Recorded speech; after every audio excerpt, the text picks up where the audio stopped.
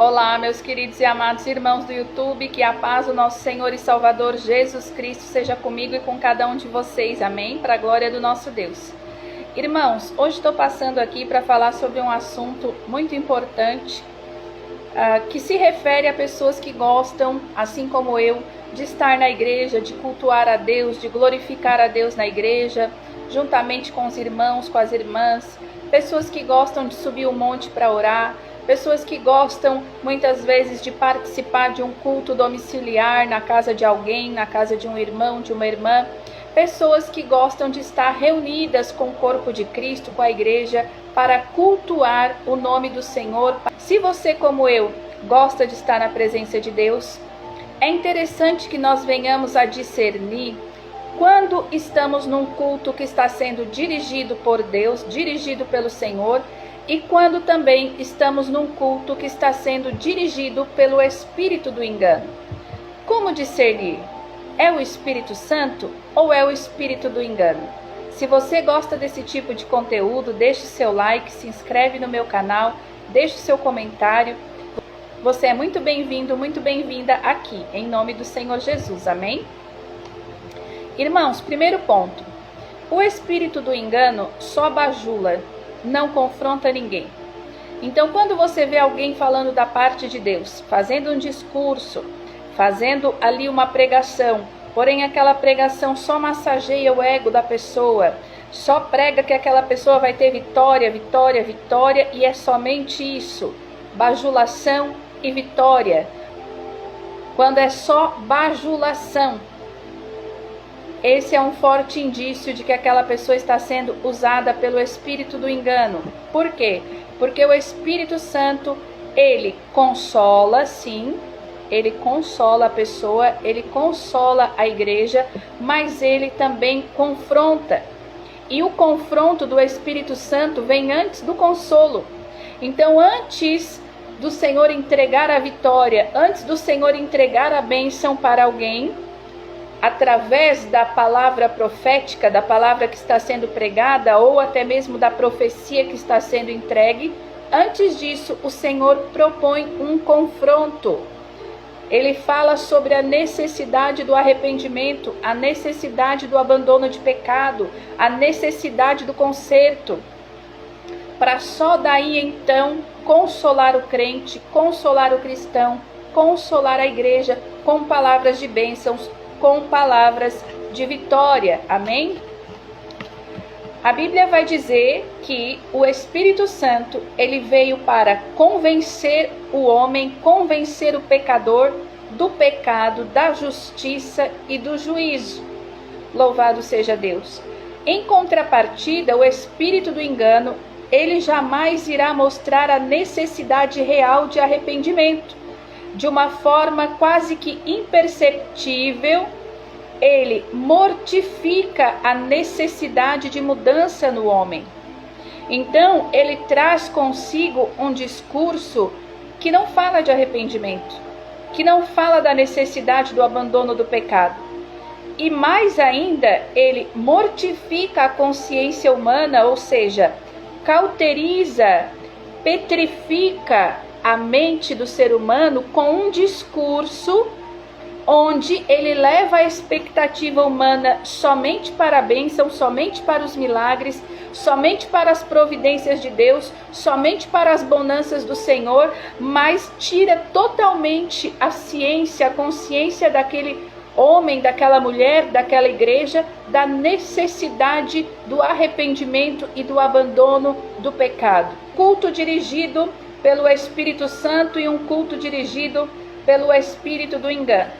Então, tem sinais, tem maravilhas, curas, milagres no culto dirigido pelo Espírito Santo? Tem, mas não falta temor, não falta reverência, não falta ordem, não falta decência, tem arrependimento, tem contrição, quebrantamento, abandono do pecado e tem salvação de almas. Então essa é a diferença. Já no culto dirigido pelo espírito do engano, tem cura, tem milagre, tem sinais, tem maravilhas, mas é só isso. não tem arrependimento, não tem contrição, não tem desejo pelo abandono do pecado, não tem pessoas reconhecendo que necessitam ser transformadas no seu caráter, na sua essência. A pregação não desperta pessoas para que tenham consciência da necessidade de serem transformadas e regeneradas, mas despertam pessoas somente para o interesse de receber bênçãos, milagres e viver as curas, as libertações e as bonanças do Senhor Jesus Cristo. Amém? Vamos lá. No culto dirigido pelo espírito do engano, há muita festa, muita risada, muito oba-oba. É o tal do oba-oba gospel. Não é errado, meus irmãos, ter festa, mas somente festa, só festa é errado. Então é aquele culto de muita euforia, muita risada, muita festa. Louvado seja Deus. Já no culto dirigido pelo Espírito Santo, liderado pelo Espírito do Senhor, tem alegria, tem alegria. Tem festa, sim, tem festa. Tem celebração, tem celebração. Mas logo depois de muito arrependimento e contrição. Então, o culto dirigido pelo Espírito Santo tem festa, tem alegria, tem celebração. Mas antes tem pranto, tem choro, tem lágrima, tem arrependimento, tem contrição. É seguido de tudo isso. E não é somente isso. Um culto dirigido e operado pelo espírito do engano precisa ter falso fogo, falsa glória, falsa fumaça de unção. Louvado seja Deus. Ou seja, as coisas têm que parecerem que estão bem, que está tudo bem. Que o grito é avivamento, o choro é avivamento, a euforia é avivamento, mas não passa de um falso fogo, de uma falsa glória, de uma falsa fumaça de unção. Já o culto dirigido pelo Espírito Santo pode ter consolo, sim, pode ter vitória, milagre, provisão, providência, mas sempre depois de muito confronto. Louvado seja Deus. Pode ter festa, sim, o crente pode se alegrar, pode festejar, mas sempre com muita reverência, sempre com muito temor, a chamada ordem e decência no culto. Louvado seja o nome do Senhor Jesus Cristo, glórias a Deus. Ao saber de tudo isso, como devemos agora nos posicionar dentro da igreja, ao chegarmos em um determinado local para cultuar a Deus? Qual deve ser a nossa visão, o nosso posicionamento? Louvado seja Deus. Primeiro ponto, examine as Escrituras. Todo sonho, toda revelação, toda experiência espiritual, toda profecia, todo mover espiritual que acontece dentro da igreja precisa estar de acordo com a Bíblia, fundamentada na palavra de Deus. Então, é nossa responsabilidade, é minha responsabilidade, sua responsabilidade, examinarmos as Escrituras para conferir se aquele mover espiritual, seja uma profecia, um sonho, uma revelação, está de acordo com a palavra de Deus. Se você é um pastor, se você está à frente de um ministério, entenda, a Bíblia diz que o anjo da igreja é você. Então Deus fala primeiramente com você. Então, nesse sentido, não permita que o irmãozinho das revelações, o irmãozinho que tem vida de oração, que tem muita intimidade com Deus, o irmãozinho que diz ter tido uma experiência com o Senhor Jesus, com o Espírito Santo, uma experiência espiritual, venha a dirigir a igreja no seu lugar, ou até mesmo lhe influenciar e lhe conduzir a tomar decisões, muitas vezes até usado pelo espírito de manipulação, o espírito de Jezabel.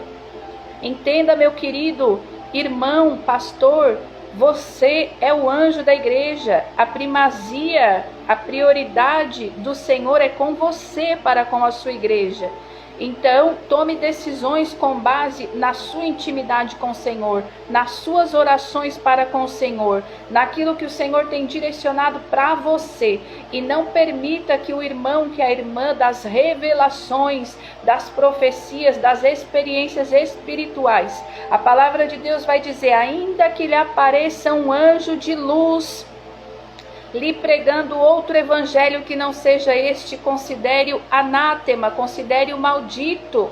Louvado seja Deus. Então tenha discernimento, não se deixe manipular, conduzir e dirigir por pessoas persuasivas, manipuladoras, que usam da fé, que usam dos dons para manipular o seu ministério. Em nome do Senhor Jesus, receba discernimento da parte de Deus através deste vídeo, em nome de Jesus.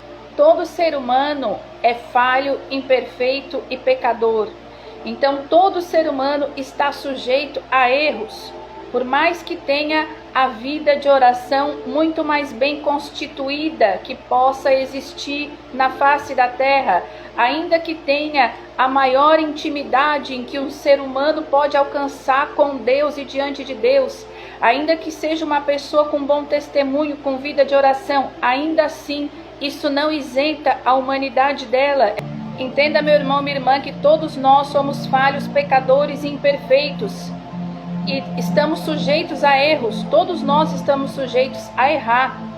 Então, é imprescindível que em algum momento ou outro da nossa vida venhamos a ser tentados a crer que Deus falou conosco a respeito de um determinado assunto.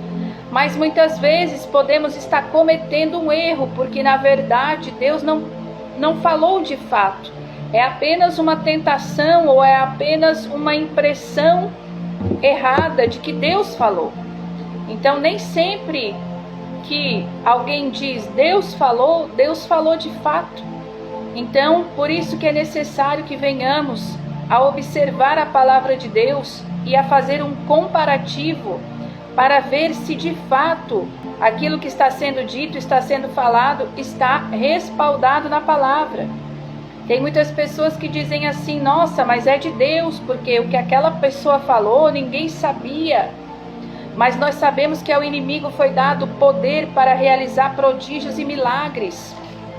Então, muitas vezes, o inimigo, ele sabe sim o que falamos, ele sabe as coisas que fizemos, ele não tem acesso ao nosso pensamento, mas aquilo que falamos e aquilo que fizemos, através das nossas ações, ele consegue perceber, ele consegue saber. Então, através da perspicácia das astutas ciladas de Satanás, ele consegue sim realizar prodígios, milagres, curas, para enganar, se possível, até os escolhidos de Deus. Então nós temos que ter atenção com isso. Por quê? Porque mais importante do que o milagre, do que a bênção, do que a profecia, do que a provisão, do que a experiência, mais importante que tudo isso é a fonte. É de onde veio essa revelação, é de onde veio essa cura, de onde veio esta profecia, esta palavra. Para que não venhamos andar enganados e nem confundidos e ainda venhamos pagar um alto preço por ter se permitido levar pelo espírito do engano. Louvado seja o nome do Senhor. Quando Deus fala, Ele sempre vai propor um conserto e confirmar através de 2 ou 3 pessoas. Deus nunca vai falar somente para massagear o seu ego, meu irmão, minha irmã. Somente para dizer assim, nossa, como eu me agrado de você. Como você tem um coração que é justo aos meus olhos, como eu me agrado de você. Simplesmente por si só e pronto. Não. Antes Ele vai entregar uma palavra de exortação. Ele vai dizer, continua nesse caminho estreito, nesse caminho de renúncia. Continua abandonando o pecado cada dia mais. Estou me agradando da tua posição no sentido que você está se posicionando em santidade mediante ao meu altar. Primeiro, para depois dizer que se agrada de você, para depois dizer que o seu coração está agradando a Ele. Amém, meus irmãos? Então primeiro vem o conserto, para depois vir o consolo. Louvado seja Deus. E Deus sempre vai usar 2 ou mais pessoas para confirmar aquilo que alguém está falando para você. Peça confirmação para Deus, porque se for Deus, Ele dá o jeito de confirmar. Amém? Nunca irá consolar antes de confrontar. Se Deus não confronta uma pessoa, é porque essa pessoa é perfeita e tem alguém perfeito? Não, meus irmãos, todos nós somos falhos, pecadores e imperfeitos, necessitados da graça e da misericórdia de Deus. Então, como não há ninguém perfeito, há sempre a necessidade do confronto antes do consolo. Primeiro o confronto, depois o consolo. Louvado seja Deus. Examinem as Escrituras, sempre examinando as Escrituras. Não devemos correr atrás de coisas místicas, pragmáticas, porque tem dom. Eu vou lá porque a pessoa tem o dom da profecia, tem o dom da revelação. Eu vou lá porque a pessoa tem esse dom, tem aquele dom, o dom de cura.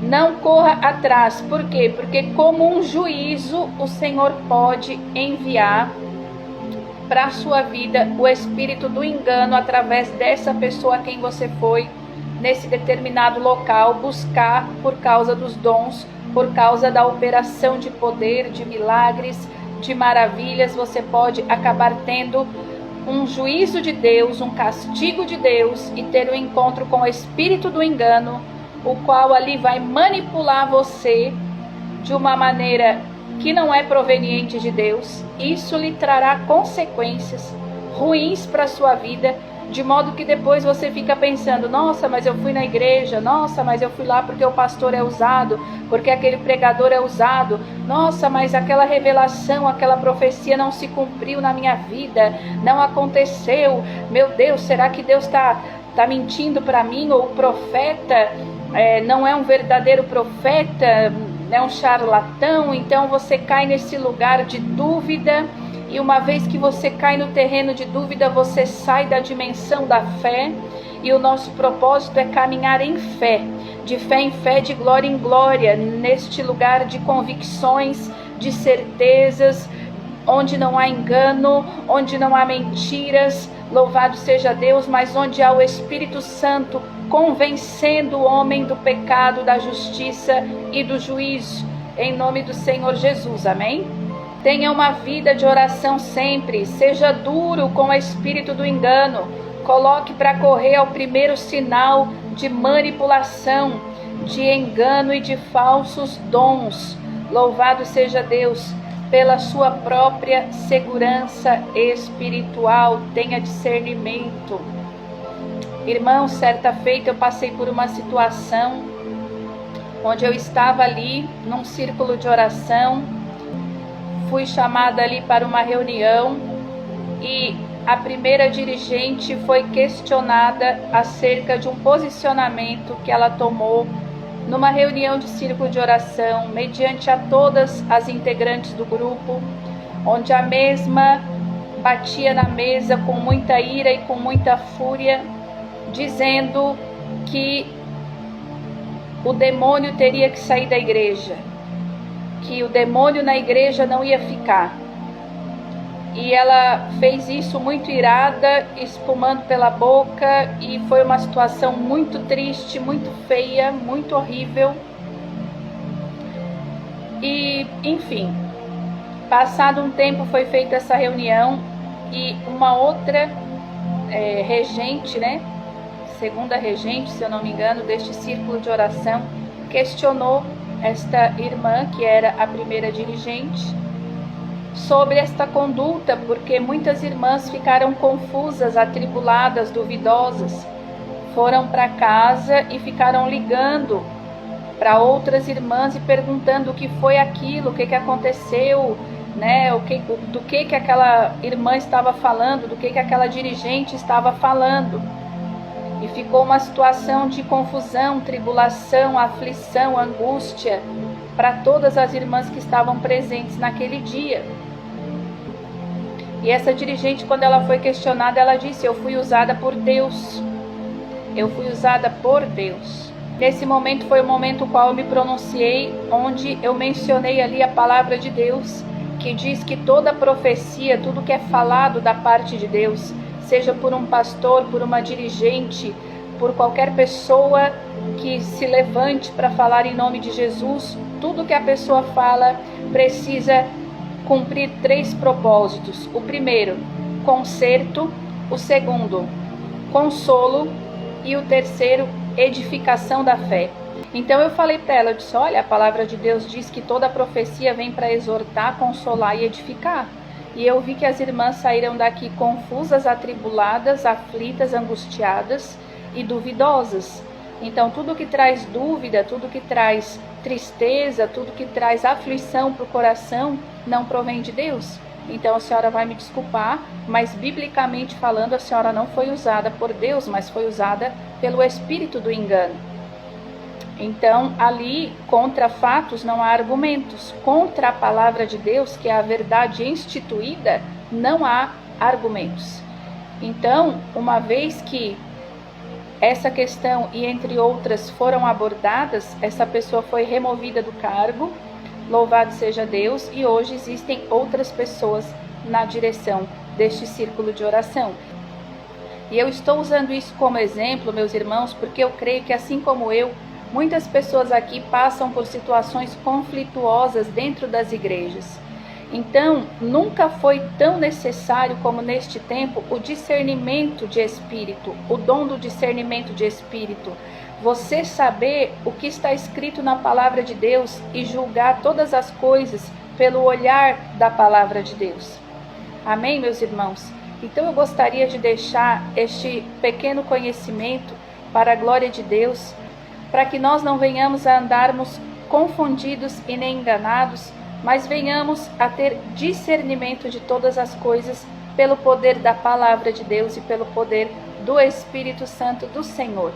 Que Deus abençoe grandemente em nome de Jesus. Se você gostou deste vídeo, deixa seu like, deixa seu comentário, se inscreve no meu canal. Você é muito bem-vindo, muito bem-vinda aqui em nome do Senhor Jesus. E que Deus abençoe grandemente a sua vida. Fiquem todos na paz do Senhor. Que Deus abençoe.